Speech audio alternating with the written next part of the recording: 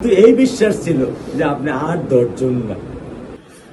Sir সত্য কথা, আমি যখন ওকে ভ্যানে পাঠাই আমি খুব বল পাই। আমি কালকেও বলে দিছি যে আমি আর ভ্যানে দিব না, তুমি প্রতিদিন ওকে রিস্কায় নিয়ে যাবা, রিস্কায় করে নিয়ে আসবা।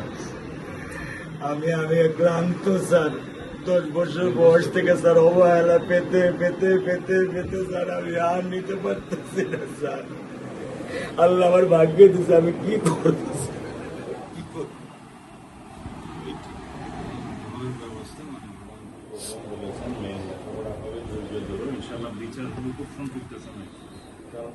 বেশি বলতে পারবো না, কারণ আদালতের বিষয় তো।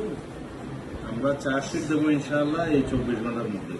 আমি সত্য কথা বলি, আমার 55 বছর বয়সে আমি এত দ্রুত, এত সুন্দর, এত সুচারুভাবে আমি কখনো দেখিনি। এটা আমি বুঝতে পারছি না, এটা আমি বুঝতে পারছি স্যার। প্রধানমন্ত্রী চলে আসছেন, এটা আমার সৌভাগ্য।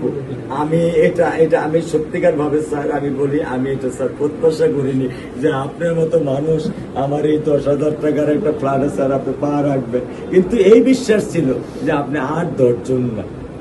যে মানুষ ট্রাফিক সিগন্যালে দাঁড়িয়ে থাকে, নিয়ম মেনে চলে, সে মানুষকে বুঝতে স্যার আমার এইটুকু বয়সে স্যার যথেষ্ট স্যার। স্যার আপনি একটু ধৈর্য ধরবেন। আমি ওকে কোনো নিয়ন্ত্রণ করতে পারতেছি না। আল্লাহ চায় আপনার সন্তানের এই অবস্থার জন্য যে দায়ী, তার বিচার ইনশাল্লাহ হবে, ইনশাল্লাহ শীঘ্রই হবে। আর মালিক যে আল্লাহ তাআলা মালিক, ওনার কাছে সাহায্য চাই, ওনার কাছে সাহায্য চাও, আল্লাহ রহম করলেন সব কিছু দিতে পারে।